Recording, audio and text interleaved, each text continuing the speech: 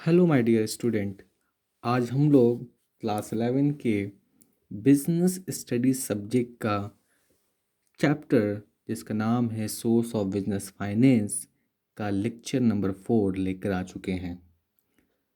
Okay. इस chapter का अंदर जो हमने सोर्स ऑफ बिजनेस फाइनेंस जो चुना है वो है लीज फाइनेंसिंग। क्योंकि मैं आपको पहले ही बता चुका हूँ कि लीज फाइनेंसिंग के मैं मेरिट्स और डिमेरिट्स के बारे में बात करूँगा, लेकिन फिर भी मैं इसके बारे में बताता चलता हूँ कि लीज फाइनेंसिंग क्या होता है, क्योंकि उसको समझने के बाद आपको उसकी अच्छाई और बुराई ज़्यादा अच्छे से समझ में आएगी। देखिए, लीज फाइनेंसिंग को समझाने से पहले मैं आपको इससे रिलेटेड, इससे इंटरकनेक्टेड आपको एक नाम है जिसका नाम है रेंट। रेंट तो आपने नाम सुना होगा, रेंट अग्रीमेंट। तो रेंट अग्रीमेंट के अंदर आपको दो पार्टी होता है। एक होता है लैंडलॉर्ड, ठीक है, ज़मीन का मालिक, बिल्डिंग का मालिक, किसी एसेट्स का मालिक, कॉपी का मालिक, बुक का मालिक, है ना, उसे लैंडलॉर्ड कहते हैं। और दूसरा जो होता है वो क्या होता है, टीनेंट। कौन होता है, टीनेंट, जिसे किराएदार कहते हैं। तो बेसिक मैंने यहाँ पे एग्जांपल जो लिया है वो मकान मालिक और किराएदार का लिया है। तो मकान मालिक को जो है हम लोग लैंडलॉर्ड कहते हैं और किराएदार को हम लोग टीनेंट कहते हैं। तो आपने इनमें देखा होगा कि इनके बीच एक ये कॉन्ट्रैक्चुअल अग्रीमेंट होता है। जब कोई किराएदार कहीं रहने के लिए आता है तो उससे एक आपको हाउस प्रॉपर्टी नाम का अग्रीमेंट या पेपर जो होता है साइन करवाया जाता है, जो कि 11 महीने का बनता है। ठीक है, तो ठीक इसी तरीके से हमारा लीज फाइनेंसिंग भी है। Lease financing is just like lease financing. ठीक है, lease financing is just like rent. किसकी तरीके से है, रेंट की तरह है। आइए, तो लीज फाइनेंसिंग क्या होता है आपको मैं समझा दूं। जैसे रेंट में दो आपको पर्सन होता है, लैंडलॉर्ड और टीनेंट, वैसे ही लीज के अंदर भी दो पर्सन्स होते हैं जिसका नाम होता है लेसर और दूसरे का नाम होता है Lesi.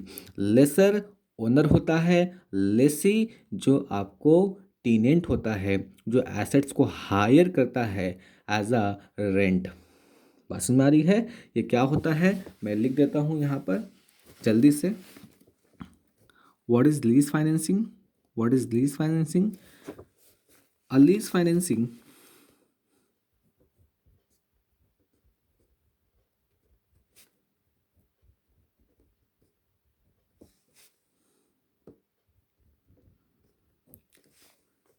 is a contractual agreement,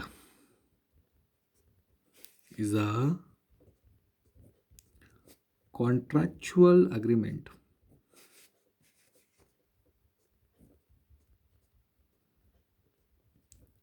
किसके बीच में, between lessor, that means owner of the assets, और लेसी, है ना। This is a person who hire the asset as a rent. वो व्यक्ति जो किराए पे कोई संपत्ति को लेता है, एसेट्स को लेता है रेंट के तौर पर, उसी को हम लोग लीज फाइनेंसिंग कहते हैं। यहाँ पर एक वर्ड आ रहा है कॉन्ट्रैक्चुअल अग्रीमेंट। लीज फाइनेंसिंग को कॉन्ट्रैक्चुअल अग्रीमेंट क्यों कहा जाता है? रेंट को भी हम लोग कॉन्ट्रैक्चुअल अग्रीमेंट कहते हैं और लीज को भी हम लोग कॉन्ट्रैक्चुअल अग्रीमेंट कहते हैं। कारण क्या है सुन लीजिए। कॉन्ट्रैक्चुअल अग्रीमेंट का मतलब होता है कि इसमें कुछ टर्म्स एंड कंडीशन लिखी होती है। जब लैंडलॉर्ड टीनेंट्स को घर देता है किराए पर, तो वो टर्म्स एंड कंडीशन देता है कि आप जो है, पहला टर्म्स एंड कंडीशन क्या होता है कि आप मेरे घर के ऊपर कोई परमानेंट वर्क मत कराइएगा। परमानेंट कहने का मतलब पक्का कोई काम नहीं करवाइएगा। ऐसा नहीं है कि मैंने आपको एक रूम दिया है उसमें आपने डबल करवा दिया, किचन दिया है आप उसको ओपन किचन करवा दिए। ठीक है, कोई आपको परमानेंट वर्क नहीं कराना है। दूसरा कंडीशन ये होता है कि आपको मैंने रेंट पे दिया है, आप किसी और को मत दे दीजिएगा। तीसरा कंडीशन होता है कि आपको फिर 11 महीने बाद पेपर को क्या करना है, रेन्यू करवा लेना है। 11 महीना के बाद क्या करना है, रेन्यू करवा देना है, याद रखिएगा। तो ये सब कुछ टर्म्स एंड कंडीशन होती है जिसे हम लोग कॉन्ट्रैक्चुअल अग्रीमेंट कहते हैं। Is it clear? तो एक लीज फाइनेंसिंग क्या होती है? कॉन्ट्रैक्चुअल अग्रीमेंट होती है, कुछ आपसी बातचीत होती है जिसके अंदर टर्म्स एंड कंडीशन को लिखा जाता है कि आप जो है मेरे घर के ऊपर ये काम करेंगे और ये काम नहीं करेंगे, do and do nots. Is it clear? इसमें दो पार्टी होते हैं, लेसर जो ओनर कहलाता है, लेसी जो टेनेंट कहलाता है। तो आपके मन में सवाल आ सकता है, क्या सर जो ये लीज फाइनेंसिंग है और रेंट जो है क्या सेम है?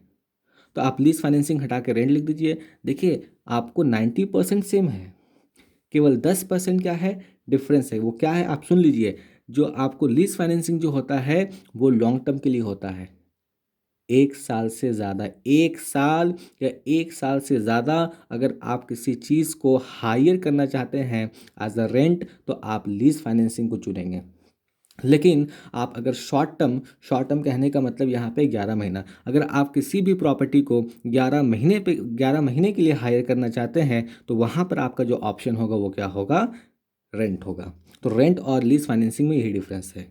लीज फाइनेंसिंग में अगर आपको पेपर वर्क करना होगा तो 12 महीने या 12 महीने से ज़्यादा। रेंट में अगर आपको पेपर वर्क करना पड़ेगा, मतलब जो रेन्यू पेपर होता है करवाना पड़ेगा, तो 11 महीना के अंदर करवा लेने का। बस में आ रही है? आइए अब हम लोग अपने मेन मकसद की तरफ मूव करेंगे, मूव गो अहेड, ठीक है, जिसका नाम क्या है, मेरिट्स और डिमेरिट्स। आइए लीज फाइनेंसिंग की पहली अच्छाई क्या होती है, फटाफट मैं इसको समझाता हूँ। पहली अच्छाई ये है कि it enables the lessee to acquire the assets with the lower investment. कह रहा है कि अगर आप कोई घर खरीदने परचेस करने के लिए जा रहे हैं तो वहाँ पे आपको ज़्यादा पेमेंट करना पड़ेगा, लेकिन अगर आप लीज पे ले रहे हैं तो आप पीरियोडिक पेमेंट से आप उस प्रॉपर्टी को हायर कर लीजिए और अपना बिजनेस वर्क करने के बाद फिर से उसको प्रॉपर्टी लौटा दीजिए। तो यहाँ पर आपको कोई बहुत बड़ा इन्वेस्टमेंट नहीं करना पड़ता है, छोटे से इन्वेस्टमेंट में क्या होता है कि आपको प्रॉपर्टी मिल जाती है। Is it clear? Point number 2, simple documentation make its easier to finance the assets. कह रहा है कि जब हम लीज पर कोई चीज़ लेते हैं तो कोई ज़्यादा पेपर वर्क नहीं होता है, सिंपल से पेपर वर्क होता है जिसमें लेसी की साइन होती है, कुछ आपको इसके ये क्या नाम है रेसिडेंस होते हैं, मतलब उसका आधार कार्ड हो गया, वो सब लगता है। ज़्यादा इसमें ताम झाम नहीं होता है, it is a simple, easy and flexible होता है। एंड पॉइंट नंबर 3 जो कि मैंने इंपॉर्टेंट किया है, क्यों इंपॉर्टेंट क्या है इसका भी रीज़न सुनिए। पहले समझिए क्या है। Lease rentals paid by the lessee are deductible for computing taxable profits. कहता है, इसको हम समझाने से पहले एक एग्जांपल आपको दे दें। क्या एग्जांपल, ध्यान ध्यान दीजिएगा। आपको, आप जब बहुत सीनियर हो जाएंगे तो आपको एक टैक्स नाम का सब्जेक्ट पढ़ना पड़ेगा। टैक्स के अंदर आपको कुछ बेसिक एग्जम्पशंस ये होते हैं, लाइंस होते हैं, उसके अंदर बताया जाएगा कि अगर आपकी इनकम 2.5 लाख से 5 लाख के बीच है, अगर आप 2.5 लाख और 5 लाख के बीच इनकम कमाते हैं तो वहाँ पर आपको 10% का ये देना पड़ता है टैक्स, ठीक है। सॉरी 10% नहीं, 5%। कितना? 5%। ज़ीरो मतलब आप 2.5 लाख रुपए कमा रहे हैं, कोई टैक्स नहीं। अगर 2.5 लाख से ऊपर और 5 लाख के अंदर कमा रहे हैं तो 5% का क्या होता है, सालाना आपको इनकम टैक्स पेड करना पड़ता है, ठीक है। इस चीज़ को आप ध्यान रखिएगा। और अब ये कैसे है थोड़ा ध्यान दीजिएगा। यहाँ पर कहने का मतलब ये हुआ कि आपकी इनकम जो है, मान लीजिए 5 लाख रुपया है, ठीक है।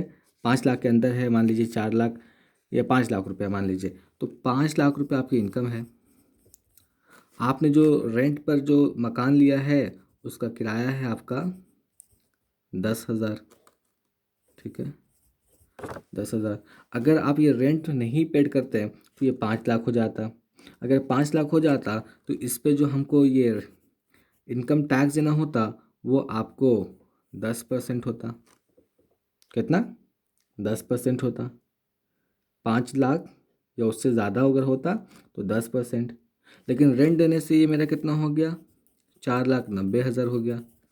क्या हो गया? 4,90,000। तो 5 लाख से कम हम लोग कितना देते हैं, 5%।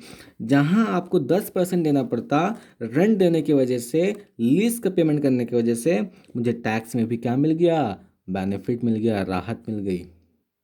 तो वही लिखा कि lease rentals paid by the Lesi, जब लेसी कोई रेंट पेड करता है तो deductible for computing the taxable profit, वो टैक्स को कंप्यूट करने से पहले उसको माइनस कर देता है। माइनस करने से क्या होता है कि उसके टैक्स जो होता है इनकम टैक्स, उसकी वैल्यू घट जाती है और उसे क्या मिल जाता है, एग्जम्पशंस मिल जाता है। I hope this point two clear. Next 4 में कहता है कि it's provide finance without diluting the ownership of the control of the business. कह रहा है कि आपने लेसर को पैसा दे दिया रेंट, अब लेसर ये नहीं अब आपको बहुत बाउंड करेगा कि अब आपका कब उठना है, कब बैठना है, कब आपको नहाना है, कब सोना है, आपके स्टेप बाय स्टेप वर्क को वो ध्यान नहीं रखेगा।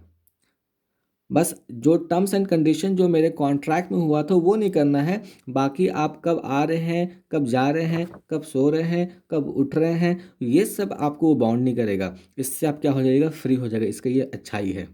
इट्स प्रोवाइड फाइनेंस, आपने पैसा दे दिया विदाउट डायलेटिंग द ओनरशिप और the control of the business. अब जो मकान मालिक है अब उससे ना तो आपको ओनरशिप रही, ओनरशिप किस चीज़ से, आपके उठने बैठने से, और ना ही वो आपको क्या करेगा, किसी चीज़ पे बाउंड कर सकता है। बोलेगा नहीं आपको दिन में एक बार नहाना है, 2 बार मत नहाइएगा, ऐसा कोई टर्म्स एंड कंडीशन नहीं है। ये इस लेसी की क्या है, लीज की क्या है, अच्छाई है, मेरिट से। And point number 5, the risk of obsolescence is borne by the lessor. कह रहा है कि अगर मकान में कुछ टूट फूट गया तो वो लेसी नहीं बॉर्न करेगा, कौन करेगा, लेसर, यानी आपको owner of the assets, owner of the house करेगा। ये रूल्स और रेगुलेशंस हैं। आइए, अच्छाई तो हमने देख लिया, अब आइए हम लोग बुराई देखते हैं। बुराई क्या है यहाँ पे देखेंगे। लिखा है कि आ लीज अग्रीमेंट में impose certain restrictions on the use of the assets. कह रहा है कि लीज फाइनेंसिंग की सबसे बड़ी खामियां मतलब बुराइयां ये है कि इसमें क्या होता है कि कुछ सर्टेन रिस्ट्रिक्शंस होते हैं। सर्टेन रिस्ट्रिक्शन कहने का मतलब आप इसमें कोई भी अपने मकान में जिसमें रह रहे हैं आप, कोई मॉडिफिकेशन नहीं करा सकते हैं। अगर लाल रंग का करा के दिया तो लाल रंग का ही रहना चाहिए मकान, पीला रंग का नहीं होना चाहिए। आप कोई मॉडिफिकेशन नहीं करा सकते हैं और कोई रेनोवेशंस भी नहीं करा सकते हैं। ये थोड़ा सा इसकी क्या है, खामियां हैं। ठीक है, इसकी सबसे बड़ी खामियां क्या है, लीज अग्रीमेंट जो होता है आपको कुछ ऐसे टर्म्स एंड कंडीशन को कंडीशन में बांध देता है जिसमें आपको थोड़ी थोड़ी चीज़ों के लिए आपको क्या होगा, इम्पोज रहेगा। Point number 2, the normal business operation may be affected in case the lease is not renewed. कह रहा है ना, मैंने बताया ना कि ये लीज में भी एक कॉन्ट्रैक्चुअल अग्रीमेंट होता है जिसमें क्या होता है कि 12 महीने के बाद, अगर आपने 12 महीने का लीज लिया है तो 12 महीने के बाद आपको एक रिन्यू कराना पड़ता है। ठीक है, लेसर के कंसेंट से आपको ये पेपर को रिन्यू कराना पड़ता है। अगर आप भूल जाते हैं तो लेसर के पास ये राइट है कि ये मकान जो है किसी और को सौंप दे सकता है। आपकी इंटेंशन थी कि मैं इस मकान में 5 साल तक रहूँगा क्योंकि मुझे बहुत यहाँ पे एंजॉय है, यहाँ की जो सोसाइटी है बहुत नीट एंड क्लीन है, कोई तरह का आपका किसी तरीके का प्रॉब्लम नहीं है। आपने सोचा था 5 साल तक मैं यहीं सेटअप रहूँगा क्योंकि ये लॉन्ग टर्म के लिए ली जाती है, लेकिन आप गलती से रेन्यू नहीं कराएं तो यहाँ पर लेसर के पास एक राइट आ जाता है कि ये जो है मकान किसी और को भी दे सकता है, तो रेन्यू कराना काफ़ी ज़रूरी है। नेक्स्ट पॉइंट नंबर 3, जो खामियां हैं, डिमेरिट्स हैं, क्या है कि it may result in the higher pay out obligation in case the equipment is not found useful. कह रहा है पॉइंट नंबर 3 में 2 बातें हैं, एक एंड करके नीचे है, एक एंड करके ऊपर है।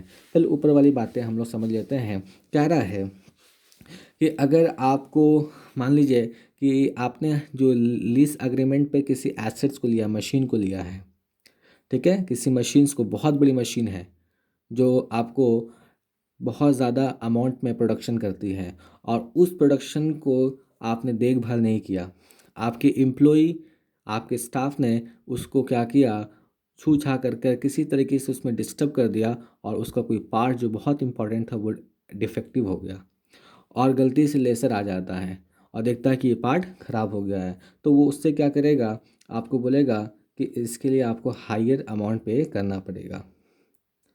बात समझ आ रही है, मतलब अब लेसी के सर पर एक टेंशन आ गया कि एक चीज़ ख़राब होने से अब उसका अमाउंट जो ख़राब हुआ है वो पेमेंट अब किसको करना पड़ेगा, लेसी को करना पड़ेगा। ये खामियां हो जाती हैं, एक इसकी डेमेरिट्स हो जाती हैं। और फिर दूसरी बात ये कह रहा है कि the Lesi opts out. Opts का मतलब ऑप्ट आउट।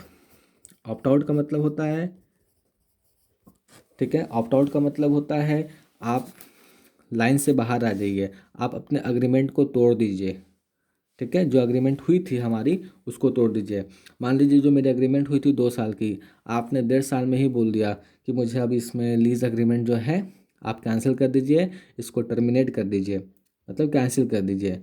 और फिर आप तो पूरा पेमेंट कर देते हैं, क्योंकि आपको पता है कि जब हम लीज अग्रीमेंट लेते हैं तो वहाँ पे कुछ सिक्योरिटी डिपॉजिट होती है, 6 महीने की या 5 महीने की सिक्योरिटी क्या होती है, डिपॉजिट होती है। तो उस केस में क्या होता है कि आपको वो पैसा रिटर्न नहीं करेगा, क्योंकि आपने मैच्योरिंग नहीं किया, प्री मैच्योर स्टेट में, यानी वक्त पूरा होने से पहले आपने लीज को तोड़ा है। तो उस केस में लेसर क्या करेगा, आपके सिक्योरिटी डिपॉजिट को वो क्या करेगा, जब्त कर लेगा। ये एक इसकी क्या है, डिमेरिट्स है। और पॉइंट नंबर 4 जो कह रहा है, the Lesi never becomes the owner of the assets. आप लीज पेमेंट करते रहिए 60 साल तक पेमेंट करते रहिए, आप कभी भी ओनर नहीं बन सकते, क्योंकि ओनरशिप ट्रांसफ़र आपको नहीं हुई है। क्योंकि ये एक अग्रीमेंट है, जिसमें अग्रीमेंट में लिखा था कि लेसी जो है सिर्फ वो पीरियोडिक पेमेंट करेगा, वो कभी ओनर प्रॉपर्टी का नहीं बन जाता है। तो आप जो है इस नोट्स को पूरा कर लीजिएगा, ठीक है। ये चीज़ मैंने आपको पढ़ा दिया है, आप इसको अच्छी तरीके से देख लीजिए और जो है प्रॉपर नोट्स फॉर्म कीजिए। देखने के लिए धन्यवाद। अब हम लोग मिलते हैं नेक्स्ट वीडियो में।